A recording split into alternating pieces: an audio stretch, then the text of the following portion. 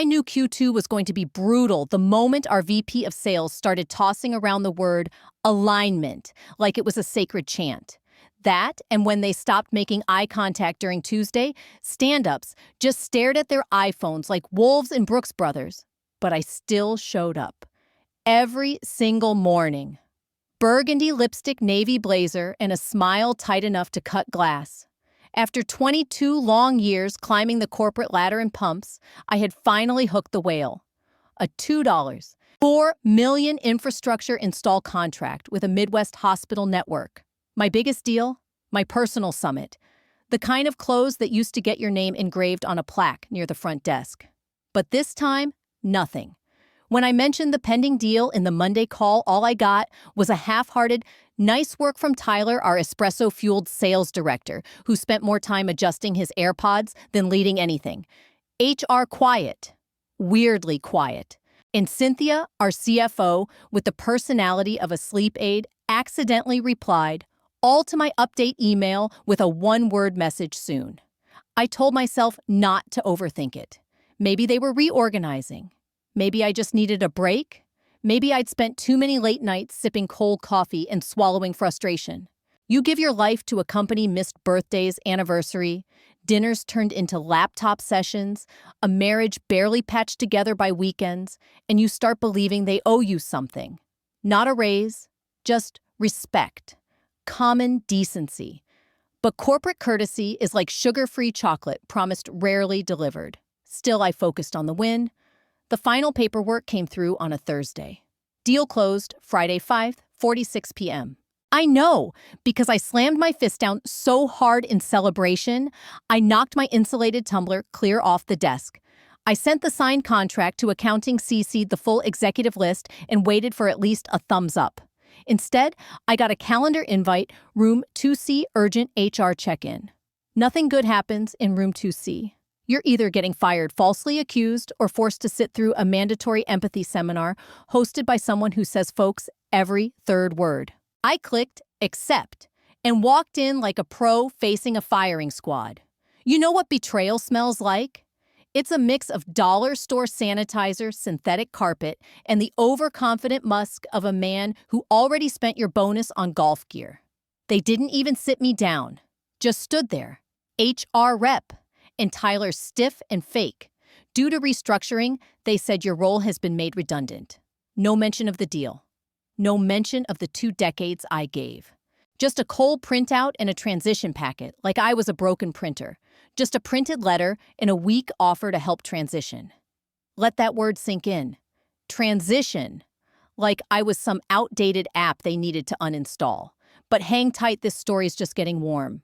Before I get to how I flipped the script and watch them unravel, do me a small favor, hit that subscribe button and toss a like if you're even half as hooked as I was furious. Only about 3% of folks actually do.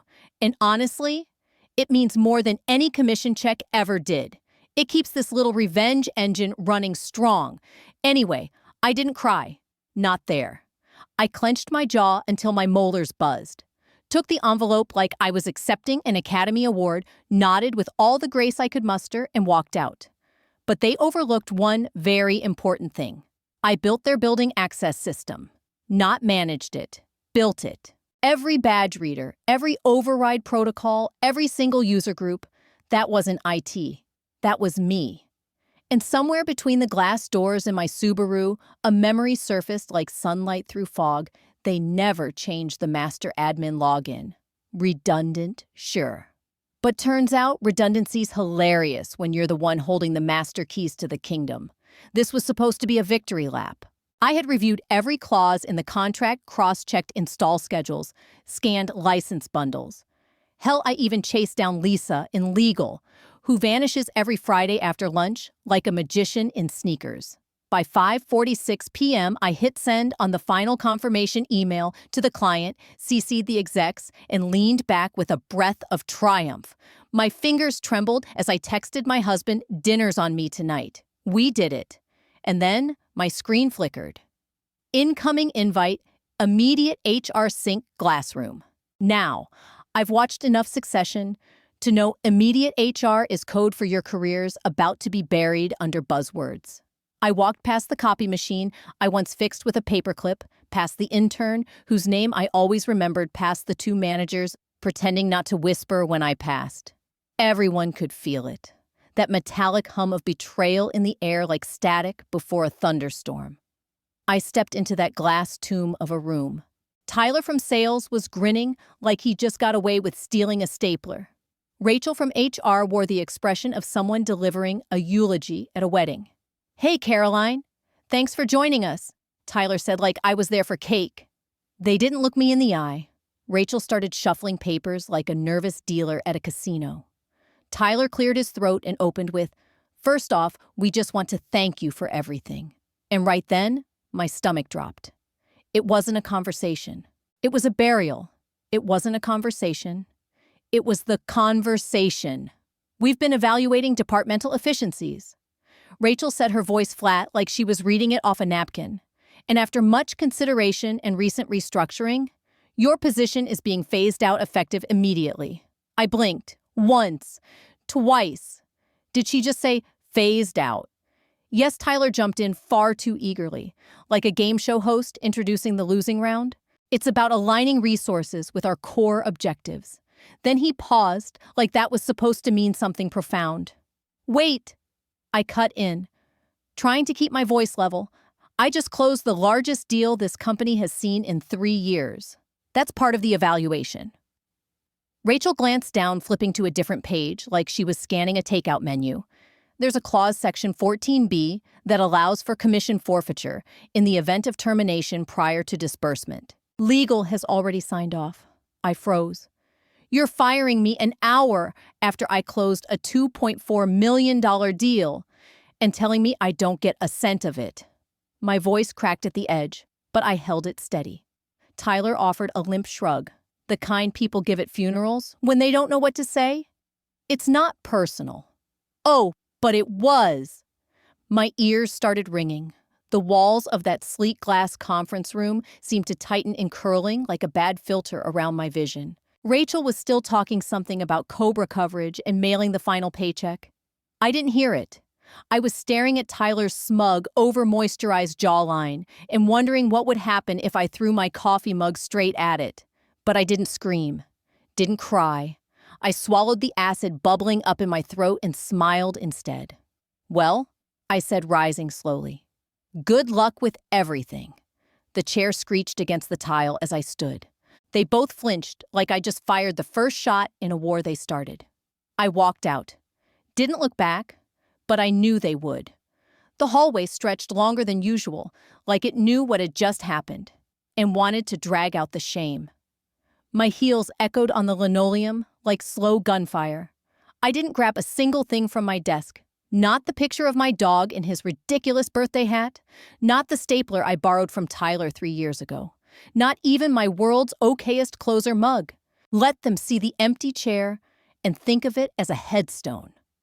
I pressed the elevator button and waited.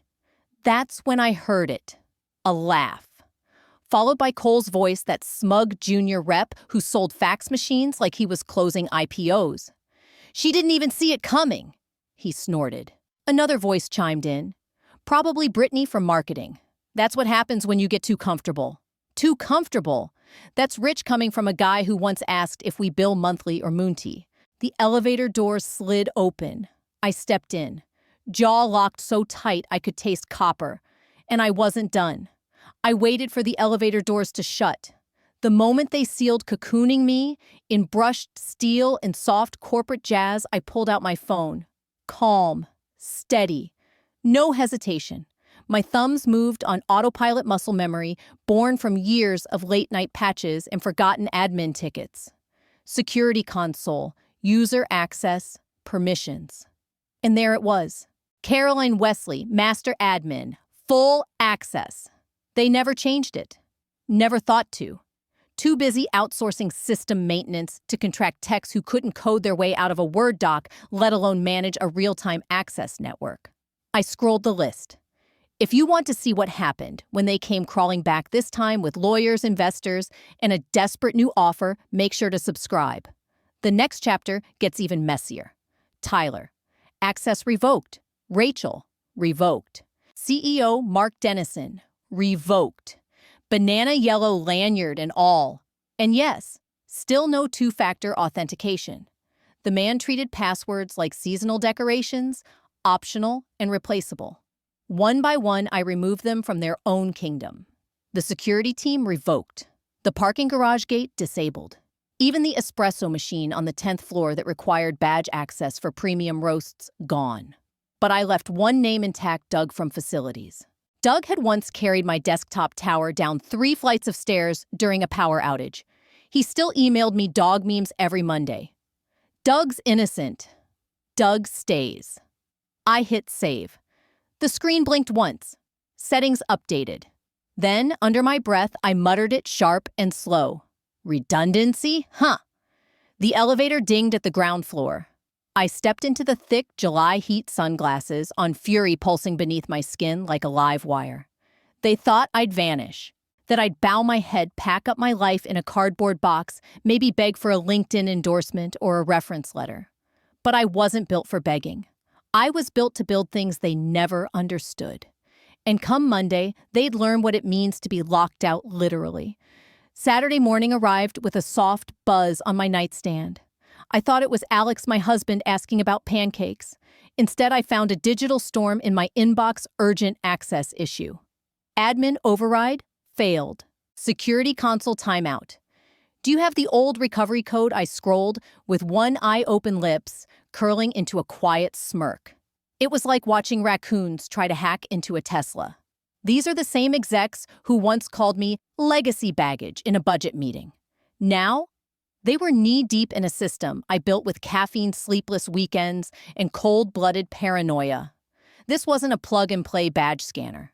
It was a fortress, layered, encrypted, and booby-trapped with 3-strike lockouts, biometric re-auth, and recovery paths that hadn't existed since we retired the backup VPN in 2018. No key, no kingdom. And I wasn't handing it over. Of course, I never gave them the key. I poured myself a fresh cup of coffee, extra strong, and opened the admin dashboard like I was settling in for a fireworks show. And oh, the sparks were flying. Login attempts were flooding in from every corner of the company. Tyler tried 4 times first with his own credentials, then using his assistants, and finally, something labeled CEO override. Bless his clueless heart. I guess he thought turning caps lock on could conjure IT miracles. By noon, the login ping slowed, but didn't stop entirely. Someone in IT must have figured out they had a real problem on their hands. I'd bet they rushed to hire some poor freelance contractor from a shoestring budget, probably a guy who read 2 Reddit threads and thought, "Have you tried rebooting? It counted as cybersecurity strategy." Meanwhile, I opened my laptop and stared at my own LinkedIn profile. The headline still read, "Former Senior Sales Executive, Enterprise Systems and Access Infrastructure." No, that wouldn't do. I hit edit.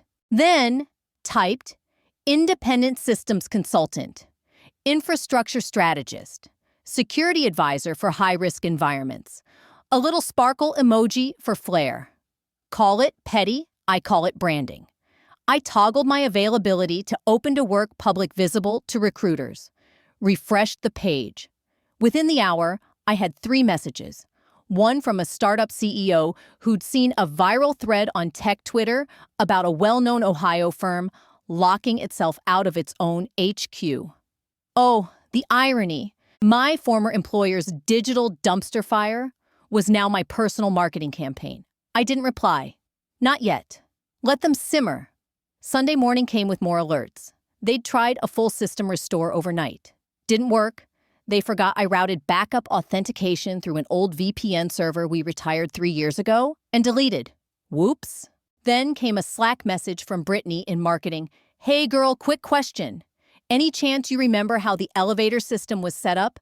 Nothing's working and we've got a client tour tomorrow." I stared at it for a second, then hit archive. No reply. Silence is a luxury I was never afforded in that office. Now it was mine. Alex walked into the kitchen with a grocery bag, raised an eyebrow. "Everything okay?" "Better than okay?" I said, sipping my coffee. "They're still trying to break into their own building." He grinned. "Want mimosas?" God, yes. By Sunday night, the admin console still belonged to me. My inbox had become a theater of corporate desperation. But I wasn't angry anymore. Not that searing white-hot rage from Friday. Now it was clean detachment. The kind you feel watching someone try to assemble IKEA furniture. Without instructions or thumbs. I went to bed early. Let the panic rise. Let it bubble over. Monday was coming, and it was going to be beautiful. Monday was going to be delicious. By 7:00 a.m., I was 3 bites into my avocado toast, halfway through a mimosa, and scrolling through live admin alerts that lit up like a Christmas tree on fire. Failed badge swipes, authentication errors, security override attempts denied. Even Doug from Maintenance Sweet Innocent Doug got flagged for trying to manually reboot the main access panel. Poor guy probably thought the thing just needed new batteries. But the logs told the story better than any soap opera. 7:04 a.m. Receptionist tries to badge in. 7:06 a.m. Executive floor swipe fails. 7:09 a.m. Vendor denied elevator access. 7:12 a.m. Mark Dennison, our CEO in Discount Patagonia, attempts to log in using a password guess. Mark 123. This man once told an intern dead serious that cybersecurity was just expensive paranoia. And now, he couldn't get through his own front door. By 7:30, the parking lot was a disaster. 20 executives in overpriced loafers milling around like confused cattle phones, pressed to ears, calling the same overworked IT hotline that never picks up on Mondays. And right on schedule, investors began arriving for the 9 a.m. strategy session. No one could escort them upstairs. The building was a digital tomb. At 7:58, one of the regional sales VPs posted a selfie from the lobby. When your own office ghosts you. When 12 Mondays, I nearly choked on my mimosa. 8:12 a.m. First email from Tyler, naturally. Subject, hey, quick question, no greeting, no apology. Just, hey, Caroline, hope you had a good weekend. Quick cue, any chance you could help us reset the building access system? Bit of a hiccup this morning. A hiccup. Like calling the Hindenburg a warm breeze. I didn't reply. I starred the email and let it rot. 8:45 a.m. My phone rang. Number blocked. Straight to voicemail. 9:03 a.m. My personal cell lit up with a number I recognized. Eli, the junior dev who used to sit across from me and sneak hot pockets under the desk during long sprint meetings. Hey, Caroline. His voice cracked, tired. Could you just reset the access? Even just the doors? We can't get into the server room. I know they screwed you over, but come on. This isn't fair. I paused, not because I felt guilty, but because it was the first time someone actually said it out loud. They screwed you over. Not things changed. Not leadership made a call. Not we're all adapting. Just plain truth. They screwed me. And now I wasn't just keeping the door locked, I was watching through the peephole. I took a slow breath and replied, steady and flat. I'm afraid I'm not authorized anymore. Silence. Then a quiet, awkward, oh, okay. Got it. Eli hung up. And I smiled. Not a grin. Not some comic book villain cackle. Just a small, satisfied smile, the kind you give when you finally scratch a year-old itch you forgot you had. For over 2 decades, I'd been told to smile more. Give more. Stay late. Be agreeable. Don't rock the boat. Don't speak up when your credit gets stolen or when someone in khakis and a Yale mug takes the promotion you earned. Now, they were locked out of a fortress they built on my back and couldn't find the drawbridge. The champagne in my fridge stayed corked. I didn't celebrate. I observed, and for the first time in years, I felt tall again. Solid. Centered. I hadn't just taken my power back, I'd changed the definition. By noon, the white flag arrived, cloaked in polite desperation and corporate perfume. The call came from a blocked number, but the voice unmistakable. Marissa Lowell, CFO. Voice, like a paper cut, and the personality of a forgotten spreadsheet. I hadn't heard her speak to me directly in over 3 months. Now she sounded like she was calling from a bunker, probably sweating through silk in a rental folding chair, while the Wi-Fi bounced off her car window. "Caroline," she began, like we were brunch buddies. "We'd like to formally request your assistance on a temporary basis to help restore system access and resume operations." "Is that so?" I said, swirling my coffee. "We're prepared to bring you on as a consultant." She continued carefully. "Short-term, of course, at a rate reflective of current financial constraints. Retroactive commission is, unfortunately, not part of the conversation. But we truly value your partnership." Partnership. I leaned back in my chair, staring out the window at nothing in particular, and let the silence do what it does best: pressure them.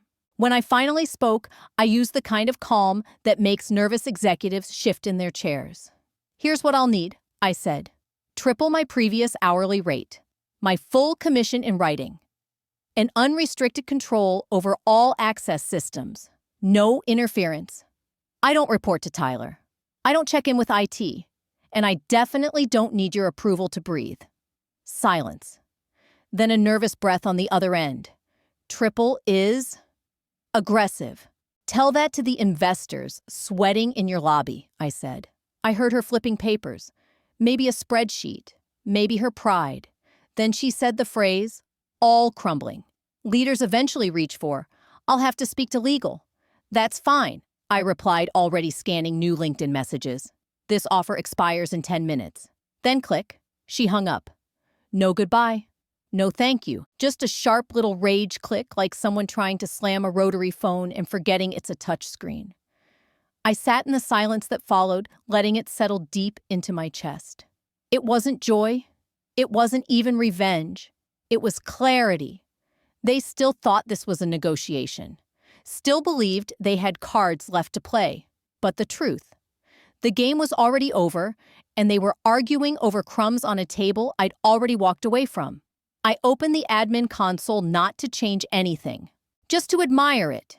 A digital mural of arrogance met with quiet precision. The system didn't just block them, it exposed how little they understood about what made their empire run. They'd be back. They always come back when the ones they tried to erase turn out to be the only ones holding the blueprint. And when they did, the price would go up. By Tuesday morning, I had a domain name, business cards rush ordered, and an inbox that practically smelled like opportunity. Turns out when a company locks itself out of its own headquarters and cancels 5 client demos in 2 days, people notice. They ask questions. And then they start looking for exits, especially the clients who knew who actually made the gears turn. Spoiler: it wasn't Tyler. It wasn't Mark. And it definitely wasn't anyone with a title like brand evangelist. The first to reach out was Fulton Diagnostics. I'd worked with their CTO personally, built out their compliance architecture from the ground up. His email came with the subject line, "lunch." I knew it wasn't about soup. By dessert, I had the full systems contract in my inbox. He leaned across the table, stabbed a cherry tomato, and muttered, "I just can't trust a company that can't unlock its own bathroom." Next came Kepler Health. The regional director called me from his car, speaking in the tone of someone reporting from inside a hostage crisis. "You built our backbone." "Caroline," he said, "we don't care about logos. We care about you. Send over whatever you've got." So I did, with a 20% markup and a shiny new consulting letterhead with my name at the top. But the one I was watching the crown jewel was Argent Systems. Massive contract, global reach, the kind of client CEOs brag about in investor pitches. I'd been laying the groundwork with them for years. Slow, intentional, like a gardener planting out of season, waiting for the right moment. And now the season had changed, the soil cracked, the roots were shifting. Their VP of Ops reached out with a short message. "We're evaluating vendors. Let's talk." I didn't rush, didn't chase. I let them come to me. I spent the afternoon tightening a proposal so clean it could survive orbit. Custom support tiers, personalized escalation paths, integrated access training modules. Everything my old company had promised clients for years, but never once delivered. No fluff, no filler. Just pure functional Caroline. While I was fine-tuning the Argent pitch deck, My phone buzzed with a message from an old colleague. Heads up board just called a closed door session. The CTO's getting grilled. Apparently, he'd given Tyler temporary override credentials, and in the process, bricked the failover server. Total system failure. I didn't even crack a smile. I just exhaled. There's a unique calm that settles in when you realize the storm isn't your problem anymore, but you're still the one controlling the floodgates. Whispers followed. The board was digging into systemic infrastructure gaps. HR had begun reviewing termination procedures. Someone even floated the phrase, wrongful dismissal. Even Rachel, the HR puppet, had gone oddly quiet on LinkedIn. No motivational posts about workplace harmony, no TED Talk quotes about trust. Meanwhile, I was seated at my kitchen table in leggings and a hoodie, sipping iced coffee, refining the deck that would finally seal my future on my own terms. No blazer, no buzzwords, no back-to-back meetings with titles like alignment sync. The tide hadn't just turned, it was rolling. And for the first time in years, I was steering it. The call came at 6:07 p.m. That magical hour when corporate egos are softened by failure and investor rage. Caller ID, Mark Dennison, CEO, king of glass walls and open office plans. The man who once said digital trust is a vibe. I let it ring twice, then 3 more times. Then I answered and said nothing. The silence broke him. Caroline, he rasped, voice dry like he'd been chewing gravel. Thanks for picking up. I pictured him in his luxury SUV Bluetooth glitching tie, askew his face red, while some hedge fund partner roasted him alive on a Zoom call. I want to talk, he said. I sipped my drink. I'll bet you do. Look, things escalated. Mistakes were made. I think it's time we put this behind us. Come in, fix the system. We'll find a way forward. That right? We'll make a formal offer, he added too quickly. Full consulting rate. Temporary, of course. Appropriate access credentials, reinstated. And there it was, that word. Access. Like it physically hurt him to say it. I let the silence hang tight and hot like stretched piano wire. You made a decision, I said finally. To cut costs. Yes, it was a mistake, Mark stammered. No, I corrected, my voice low and deliberate. It was a choice. You fired your most experienced strategist to dodge a commission check, then left your infrastructure in the hands of people who need YouTube tutorials to reboot a router. I leaned back, smiling into the phone. You didn't just lock yourself out of your office, Mark. You locked yourself out of your company. His breath hitched. Voices murmured in the background, someone muttering about a quarterly board call. Another fire he couldn't put out. You want access, I said. I'll give you access. Bare minimum. No bells, no whistles. It expires in 24 hours. After that, you're on your own. Caroline, click. I didn't wait for the rest. I didn't need his thanks. I didn't need his regret. I opened my laptop, logged into the admin console one final time. My name still sat at the top, bright and unbothered. I navigated to temporary roles, executive group, override permissions. I toggled the switches. Read only. No admin rights, no back-end control. Just enough access to let them into the building, so they could sit in their expensive chairs and stew. At the bottom of the screen, I set the expiration, 23 hours, 59 minutes. No grace period, no auto-renew. I hit save. The screen flashed. Settings updated. The keys were no longer mine, but the house. The house was already collapsing. That night, I poured myself a glass of wine and stared at the lights dancing on the river through my apartment window. I wasn't angry. I wasn't gloating. I was building something new with fewer doors and far better locks. And this time, no one was locking me out. By Wednesday morning, it hit the newswire like a slap from a frozen salmon key. Clients abandoned tech firm amid security crisis. Internal lockout named root cause. They tried to spin it. Blamed a third-party contractor. Claimed it was a misconfiguration during cloud migration. But people knew. The clients knew.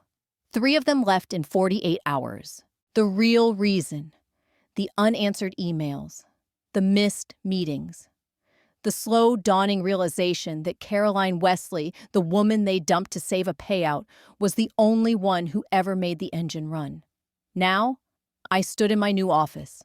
A real one.